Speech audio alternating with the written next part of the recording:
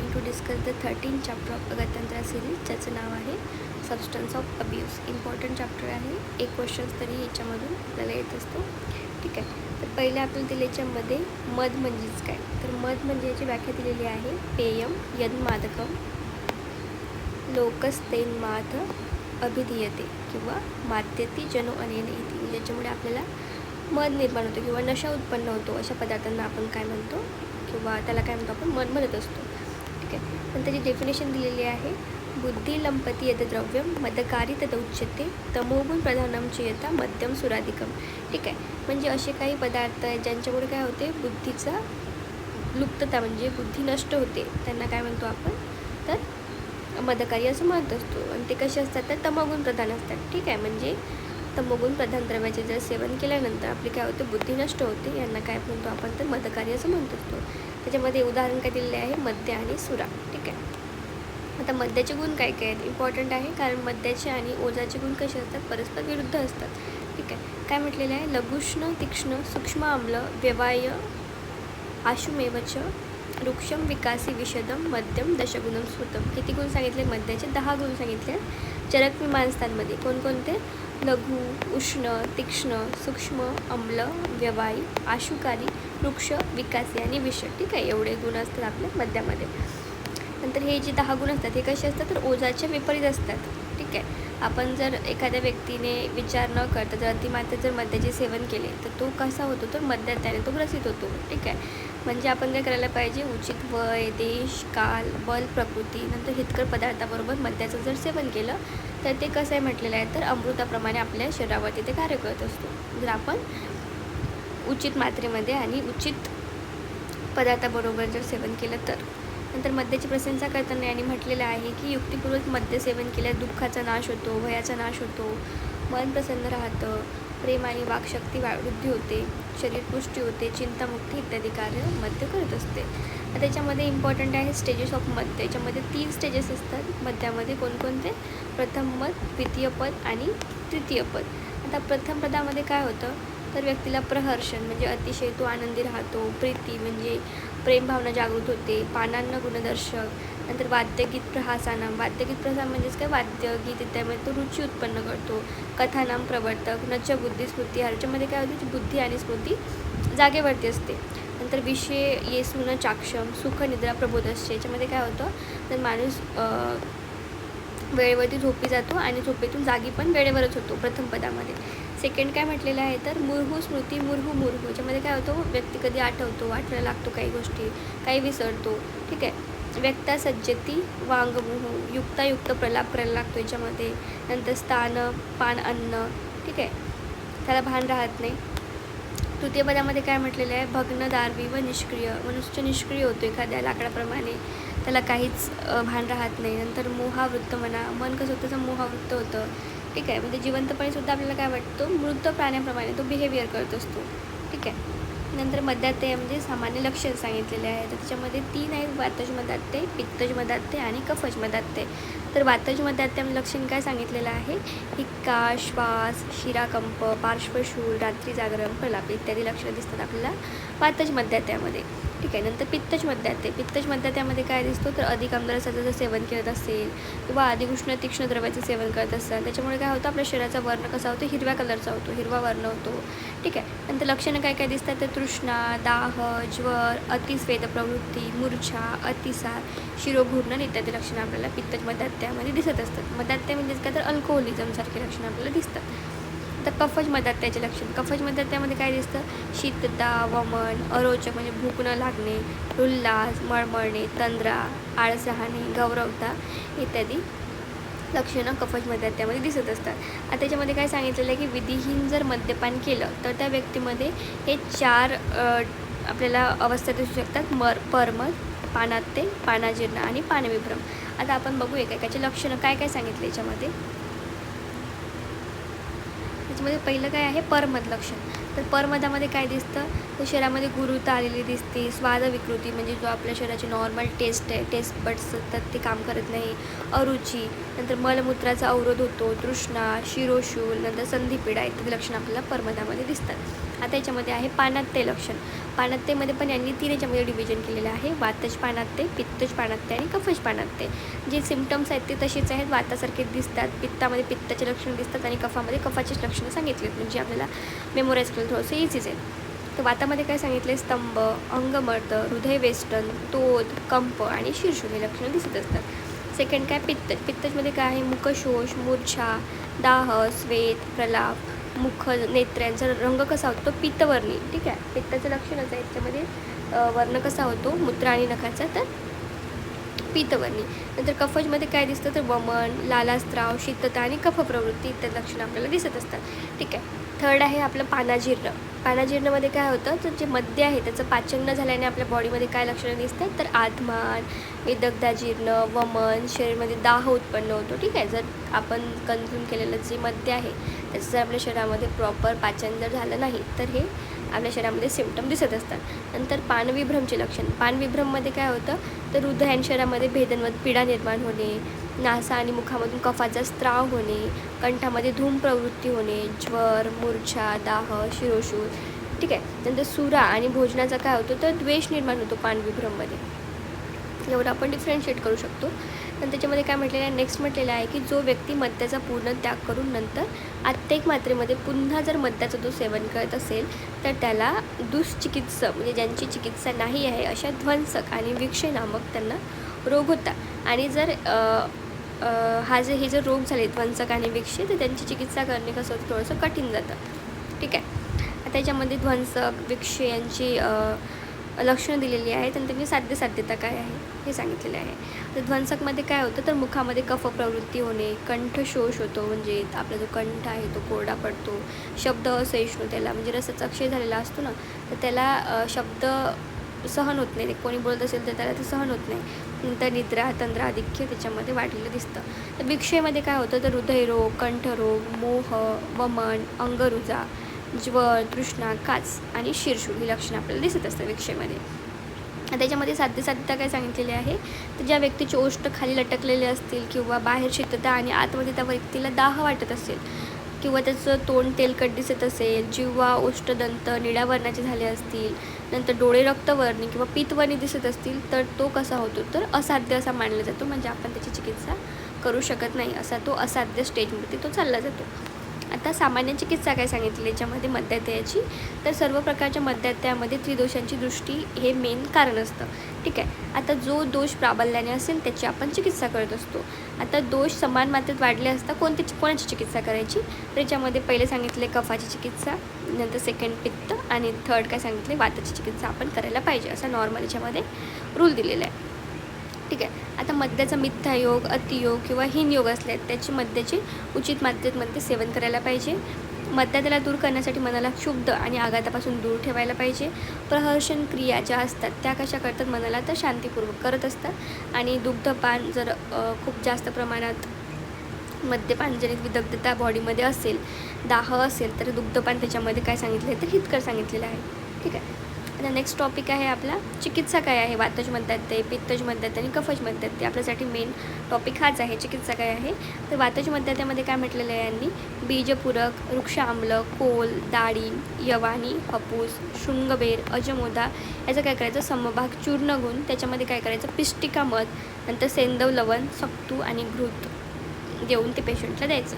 Next काय सांगितलं आहे, मांससेवन. मांससेवनामध्ये काय सांगितलेले आहे, तर मांसरसाचं सेवन अर्थात लावा, तित्तर, मोर, मत्स्य, आणू, नंतर भुष्य किंवा प्रसह वर्गाच्या प्राण्यांचं मांसरस आणि भाव खायला सांगितलेलं आहे. नंतर काय म्हणते, अत्याधिक पिपासा जर असेल वातज मद्यात्यामध्ये, तर वारुणी, डाळिंब, सुरा किंवा शळंग पाणी जलाचा आपण उपयोग करू शकतो आणि अगरूचा लेप आपण बाह्य चिकित्सेसाठी वापरू शकतो. नेक्स्ट काय आहे, पित्तज मद्यात्य. तर पित्तजमध्ये काय सांगितलं यांनी, सगळे शीत पदार्थाचं सेवन करायला सांगितलेलं, जसे खरजूर, मुद्विका, परुषक, डाळिंबचा रस प्लस शर्करा. सेकंड काय सांगितलेलं आहे, तर सस्य, कंपीजल, लावा यांचं काय सांगितलं, मांस सांगितलेलं आहे खायला. आणि कशाबरोबर, तर षष्टिक शालीबरोबर. षष्टिक शाली काय होतं, 60 दिवसानंतर येणारा जो भात असतो तो. नंतर दाह तृष्णा जर अधिक असेल तर मद्य, द्राक्षा रस, यवसत्तू, जल द्यायचं त्याला आणि त्याला काय करायला लावायचं तर वमन करायला लावायचं त्याच्यामध्ये. नंतर दाहनाशक लेपाचा प्रयोग करू शकतो आपण, प्रदेह वापरू शकतो किंवा अम्लद्रव्याचा परिक्षेप पण आपण बॉडीवरती करू शकतो. ॲज अ 2 प्रकारची चिकित्सा असते ना, एक आभ्यंतर आणि एक बाह्यंतर, तर दोन्हीमध्ये आपण त्याला करू शकतो. तर कफज मध्याते, कफज मध्यातेमध्ये काय सांगितले, वमन चिकित्सा सांगितले, मेन उपवास करायला सांगितले. नंतर रिबेर, कंटकारी, बला, कृष्णीपर्णी यांचं काय काय सांगितलं, क्वाथ बनवायचं सांगितलेलं आहे आणि त्याचा पानार्थ प्रयोग करायला सांगितलेला आहे. नंतर मुस्ता, परपटक, उष्ण जलाबरोबर याचा प्रयोग करायला सांगितलेला आहे. रोगाचं जर आम पाचन झाल्यानंतर भोजन करण्याची इच्छा त्याला उत्पन्न होत असेल तेव्हा त्याला काय द्यायचं, शर्करा, मधू आणि मध त्याला प्यायला द्यायचं. नेक्स्ट काय आहे, पुराण, आसव, सिधू, मधू, नागर, यवानी याचासुद्धा आपण प्रयोग करणे हितकर ठरते. यव, गोधूम, शुष्क कुलत्थ, शुष्क मूलक, आम्लद्रव्याबरोबर आपण त्याचा उपयोग करू शकतो. नंतर यव, आमलकी, व्योष, आम्लवेतस, पटोल, अजामांस, नंतर जांगल मांस, युष, कटू किंवा आम्लद्रव्यामध्ये मिश्रित करून आपण त्याचं काय करू शकतो, पान करू शकतो. नंतर अष्टलवणमध्ये सांगितलं यांनी कशासाठी, तर अग्निदीपनासाठी आणि स्रोतसांचं शोधन करण्यासाठी यांनी अष्टलवणाचा पण प्रयोग करणे हितकर सांगितलेलं आहे कफज मध्यात्यामध्ये. नंतर वृक्ष आहार विहार करायला सांगितलेलं आहे, कारण आपल्याला माहीत आहे आपला जो आहे मध्यात्य तो कसा आहे तर कफज मध्यात्य, आपल्याला काय करायचं त्याचा कफ कमी करायचा आहे मेनली. आता संधिपातच मध्यात्याची चिकित्सा काय म्हटलेली आहे, दोषांना साम्यावस्थेमध्ये घेऊन येण्यासाठी वेगवेगळी चिकित्सा यांनी करायची सांगितलेली आहे. ठीक आहे. आता नेक्स्ट आहे आपला टॉपिक अल्कोहोल. याच्यामध्ये ॲडिक्शन नावाचा टॉपिक येतो, त्याच्यामध्ये त्या हेडिंगखाली आपण बघू अल्कोहोल. तर अल्कोहोल काय असतं, transparent colourless volatile liquid having characteristic odour आणि बरिंग टेस्ट. त्याची जी स्पेसिफिक ग्रॅव्हिटी असते ती किती असते, 0.79. अल्कोहोल काय तर oldest and commonest easiest available intoxicants to human being आहे. It is inebriant cerebral neurotoxic poison आहे. It is produced by the enzymatic action of yeast on the substitute of sugar किंवा sugar rich जे vegetables असतात त्याच्यावर action होऊन काय करतं, alcohol तयार होतं. आता बेनिफिशियल इफेक्ट होतो आपल्या बॉडीवरती when taken in a small amount. त्याच्यामुळे काय होतं, decrease rate of myocardial infarction असेल, स्ट्रोक असेल, डायबिटीज असेल, गॉलस्टोन असेल किंवा एल्झायमर डिसीज असेल तर त्याच्यामध्ये काय ते बेनिफिशियल आहे if we consume in a small amount. नंतर सेफ ड्रिंकिंग लिमिट किती सांगितलं आहे, 20 to 32 gram per day for the men आणि वुमेनसाठी किती सांगितले तर 14 to 27 ग्राम पर डे एवढं सेफ लिमिट सांगितलेली आहे. आता टाईप्स ऑफ अल्कोहोल सांगितले, त्याच्यामध्ये ethanol, methanol, third is isopropanol आणि इथिलीन ग्लायकॉल. आता इथेनॉल काय आहे तर इथेल अल्कोहोल हा काय तर सायको ॲक्टिव्ह ड्रग आहे. मिथेनॉल सेकंड नेम काय आहे तर वूड अल्कोहोल. ठीक आहे. हा कशापासून बनत असतो तर डिस्ट्रक्टिव्ह डिस्टिलेशन ऑफ वूडपासून मिथेनॉल बनतो. आता आयसोप्रोपॅनॉललाच काय म्हणतो आपण सेकंडरी अल्कोहोल. हा कसा असतो ट्वाईस टॉक्सिक ॲज इथेनॉल. हा काय करतो, कसा ॲक्ट करतो आपल्या CNSवरती तर डिक्रीज CNS डिप्रेशन आणि इंटरनल ब्लिडिंग होऊन डेथ पण होऊ शकते याच्यामध्ये. नंतर इथिलीन ग्लायकॉलला काय म्हटलेलं आहे, highly poisonous to animal, human. ठीक आहे. नेक्स्ट याची ॲक्शन कशी होते अल्कोहोलच्या आपल्या बॉडीवरती तर ethanol act primarily on the आपल्या सेंट्रल नर्वस सिस्टममध्ये ॲक्ट करतो. It act as a depressant of particular as well as synthetic cells of the cerebral कॉर्टेक्सवरती तो ॲक्ट करतो. Release of inhibitory tone causing the uncontrollable behaviour. आपल्याला माहिती आहे alcohol consume केल्यानंतर काय होतं, जो व्यक्तीचं बिहेवियर कसं होतं तर अनकंट्रोलेबल होतं. Depression of vital centre of the medulla causes coma and death. Alcohol act as a hypnotic, diaphoretic in small dose, act as a appetizer म्हणून सुद्धा तो काय करतो तर ॲक्ट करतो. अपेटायझर म्हणजेच काय तर भूक वाढते जर आपण मद्याचं सेवन केलं, कारण उष्ण तीक्ष्ण गुणामुळे काय होतं तर आपली अग्नी वाढत असते. आता अल्कोहोल डिपेंडन्सी सांगितले, त्याच्यामध्ये it is a psychiatric diagnosis in which an individual uses alcohol despite significant area of dysfunction. Evidence common in मेलमध्ये हे जास्त दिसतं अल्कोहोल डिपेंडन्सी, ड्रग डिपेंडन्सी किंवा अब्यूज. ठीक आहे. तर ट्रीटमेंट काय, याच्यामध्ये 2 टाईपचे ट्रीटमेंट दिले, एक तर डिटॉक्सिफिकेशन सांगितलेलं आहे, नंतर ट्रीटमेंट ऑफ अल्कोहोल डिपेंडन्सी सांगितलेली आहे. आता डिटॉक्सिफिकेशनमध्ये काय करतो असतो आपण, symptoms of toxic alcohol removal. पहिला काय तर सिम्पटम तर हँगओव्हर असतो. ठीक आहे. याच्यामध्ये साईन अँड सिम्पटम्स काय दिसतात तर nausea, vomiting, weakness, mild tremor, irritability, headache, insomnia, delirium, tremors, alcoholic seizures आणि हेल्युसिनेशन. ठीक आहे. एवढे आपल्याला साईन अँड सिम्पटम दिसत असतात. आता त्याची ट्रीटमेंट कशी आहे तर benzodiazepine, chlordiazepoxide 88 to 200 mg per day सांगितलेलं आहे. नंतर डायझिपामचा वापर करू शकतो 40 to 80 mg per day divided डोसेसमध्ये. नंतर विटामिन बीचं कॉम्प्लेक्स आपण सप्लिमेंटरी देऊ शकतो. आता ट्रीटमेंट काय अल्कोहोल डिपेंडन्सीची, तर बिहेवियर थेरपी आहे, डिटर्जंट थेरपी आहे, अँटी क्रेविंग ड्रग आहे, नंतर अदर मेडिकेशन्सने आपण त्याचं ट्रीटमेंट करू शकतो. तर बिहेवियर थेरपीमध्ये काय तर फिजिओथेरपी किंवा ग्रुप थेरपी नावाचा प्रकार आहे, त्याच्यामध्ये आपण त्याला ट्रीटमेंट देऊ शकतो. नंतर डिटर्जंट थेरपीमध्ये अल्कोहोल सेन्सिटायझिंग ड्रग्स असतात की जसे डायल्सिफाम, सॅट्रेटेड अँड मिथिल टेट्राझोलेथिल आपण यूज करू शकतो याच्यामध्ये. नंतर अँटी क्रेविंग ड्रगमध्ये अकॉम्प्रोसेट, ठीक आहे, नंतर फ्लुक्सेटिन याचा आपण उपयोग करू शकतो. अदर मेडिकेशनमध्ये काय येतं बेन्झोडायझिपाम, अँटी डिप्रेसंट ड्रग, अँटीसायकोटिक ड्रग, ठीक आहे, नंतर नार्कोटिक ड्रगचा आपण याच्यामध्ये उपयोग करू शकतो. ठीक आहे. आता क्लिनिकली अल्कोहोल पॉयझनिंग 2 प्रकारची असते, एक तर ॲक्यूट अल्कोहोल पॉयझनिंग आणि सेकंड असतं क्रॉनिक अल्कोहोल पॉयझनिंग. तर आपण बघू ॲक्यूट अल्कोहोल पॉयझनिंग केव्हा म्हणता येईल. एखाद्या व्यक्तीला अल्कोहोल पॉयझनिंग झाली असेल तर ती ॲक्यूट केव्हा म्हणता येईल, तर consumption of any preparation of alcohol containing alcohol either in small doses. ठीक आहे. याच्यामध्ये काय होतं ब्लड अल्कोहोल कॉन्सन्ट्रेशन किती असतं तर 150 mg per 100 ml of blood. त्याला काय म्हणू शकतो आपण ॲक्यूट अल्कोहोल पॉयझनिंग. आता साईन अँड सिम्टम्स काय दिसतात त्याच्यामध्ये पहिलं काय दिसतं तर डिप्रेसिंग ॲक्शन होते CNS वरती, जे आपलं सेंट्रल नर्वस सिस्टम आहे ते कसं होतं डिप्रेस होतं. त्याच्यामध्ये कोणकोणते सिम्टम्स दिसतात आपल्याला तर कन्फ्युजन, हायपोथर्मिया म्हणजे पूर्ण बॉडीचं टेम्परेचर एकदम कमी होतं, इंडिव्हिज्युअल पासआउटसुद्धा होऊ शकतो, ॲबनॉर्मल ब्रीथिंग, नंतर वॉमिटिंग आणि पेल स्किन याच्यामध्ये दिसते. ठीक आहे. तर फिटल डोस किती सांगितलेला आहे ॲडल्टसाठी, चिल्ड्रनसाठी. ठीक आहे. सो ॲडल्टसाठी जो डोस सांगितलेला आहे तो किती आहे 150 to 250 ml इन 1 hour.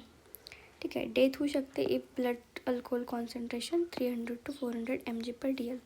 चिल्ड्रनमध्ये किती सांगितलं आहे 60 ml आणि बिलो 12 years सांगितलं त्याच्यामध्ये फिटल डोस. तर फिटल पिरियड किती आहे 12 to 24 hours आणि 5 to 6 daysमध्ये डेथ होऊ शकते.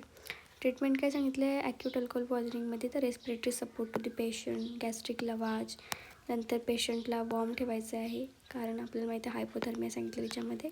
नंतर विटामिन B6 काय करतं ॲक्सलरेट करतं मेटाबॉलिझम ऑफ अल्कोहोल, त्यासाठी आपण विटामिन B6 आधीच सांगितलं ट्रीटमेंटमध्ये. नंतर कोरामाइन देऊ शकतो 3 to 5 ml IV intravenous. Isotonic saline 5% glucose. नंतर हिमोडायलिसिस किंवा पेरिटोनियल डायलिसिस आपण पेशंटला देऊ शकतो. नंतर याच्यामध्ये आता पोस्टमॉर्टम अपिअरन्स काय आहे, जर एखाद्याची डेथ झाली असेल ॲक्यूट अल्कोहोल पॉयझनिंगमध्ये तर त्याच्यामध्ये कोणते पोस्टमॉर्टम अपिअरन्स आपल्याला दिसतात तर order of alcohol around the mouth and nose, acute inflammation of stomach with potting of mucus, नंतर ब्रेन, लंग, लिव्हर कंजेस्टेड दिसतात. नंतर ब्लड युज्युअली त्याचा रंग कसा असतो तर डार्क असतो आणि फ्लुइडी नेचर असतं ब्लडचं. नंतर clothes R distorted and torn, ब्रुसेस on the various part of the body, Raigad mortis prolong होतो, डिकम्पोजिशन पण रिटार्डेड झालेलं असतं आणि जे ब्रेन असतं तो कसा दिसतं तर इडेमेटस किंवा कंजेस्टेड आपल्याला दिसत असतो. ठीक आहे. तर नेक्स्ट आहे chronic alcohol poisoning. Chronic alcohol पॉयझनिंगमध्ये काय होतं कन्झप्शन of heavy dose of ethyl alcohol बिव्हरेजेस for a long period of time, त्याला काय म्हणतो आपण chronic alcohol poisoning. Sine and symptoms काय दिसतात नॉझिया, वॉमिटिंग, ॲनोरेक्सिया, डायरिया. ठीक आहे. तर लिव्हरमध्ये जॉन्डिस किंवा सिरोसिस डेव्हलप होतं जर खूप क्रॉनिक तो व्यक्ती अल्कोहोल कन्झ्युम करत असेल तर. ॲक्यूट ॲबडोमिनल पेन किंवा जनरलाइज एडिमा दिसू शकतो, irregular heartbeat, rise blood pressure, tremors of tongue and hand दिसू शकतं, ॲस्पिरेशन निमोनिया होऊ शकतो. नंतर alcohol induce asthma, delusion, insomnia आणि हॅल्युसिनेशन आपल्याला त्या पेशंटमध्ये दिसतं. तर ट्रीटमेंट काय सांगितलं याची तर अँटी अब्यूज थेरपी देऊ शकतो, हिप्नॉसिस अँड सायकोथेरपी देऊ शकतो, oxygen therapy, prevention of breathing and choking problem पण सॉल्व करू शकतो त्याचा. नंतर and intravenous drip to manage the hydration, blood glucose आणि व्हिटॅमिनची लेवल आपल्याला मेंटेन करण्यासाठी त्याला आपण IV देऊ शकतो. तर पोस्टमॉर्टम अपेरन्स कसं दिसतं ॲक्यूट आणि क्रॉनिकमध्ये. तर क्रॉनिकमध्ये काय होतं गॅस्ट्रिक म्युकोजाचा रंग कसा असतो रेडिश ब्राऊन पॅचेस दिसतात किंवा इफ्युजन सापडतं. लिव्हर पण कसं कंजेस्टेड आणि show fatty infiltration and enlarge liver. ठीक आहे. कारण जे अल्कोहोलचं मेटाबॉलिझम होतं ते कुठं होतं लिव्हरमध्ये होतं. नंतर kidney show, granular degeneration, brain shrinkage याच्यामध्ये आपल्याला दिसतो. आता sudden stopping of alcohol in chronic अल्कोहोलिकचे withdrawal symptoms काय काय दिसतात तर अल्कोहोलिक हॅल्युसिनेशन, अल्कोहोलिक कीटोॲसिडोसिस कॉमन किंवा ॲब्स्टिनन्स सिंड्रोम याच्यामध्ये दिसू शकतो. आता there are different stages of acute alcoholism. पहिला आहे stage of excitement, second is stage of इनकोऑर्डिनेशन आणि third is stage of comma. तर पहिल्यामध्ये काय होतं, stage of एक्साइटमेंटमध्ये blood alcohol concentration किती राहतं 50 to 150 mg%. नंतर तो कसा असतो, free in action and speech आणि इमोशनमध्ये कसा असतो, फ्री असतो एकदम, काही पण बोलतो. नंतर केअरलेसली परफॉर्म डान्सिंग, ठीक आहे, थ्रिलिंग शो दाखवतो, रिडक्शन इन मेंटल कॉन्सन्ट्रेशन किंवा कोऑर्डिनेशन, डिस्क्लोज करतो सिक्रेट. आणि त्याच्यामध्ये काय होतं, तर इन्क्रीज डिझायर ऑफ सेक्स दिसते आपल्याला. सेकंड काय आहे, स्टेज ऑफ इनकोऑर्डिनेशन. त्याच्यामध्ये काय होतं, दिस stage develop Wien blood alcohol concentration किती असतं 150 to 250 mg%. या स्टेजमध्येच काय होतं, तर पर्सन इरिटेबल दिसतो, एक्सायटेबल दिसतो, स्लीपी दिसतो थोडासा. नंतर त्याचा जो फेस आहे तो फ्लश दिसतो, ब्रेथमध्ये त्याच्या अल्कोहोलिक स्मेल येते. नंतर excessive sweat, loss of body heat, pupil कसे असतात तर डायलेटेड आपल्याला दिसतात. थर्ड आहे स्टेज ऑफ कोमा. याच्यामध्ये काय होतं, ब्लड अल्कोहोल कॉन्सन्ट्रेशन किती असतं तर मोअर दॅन 250 mg%.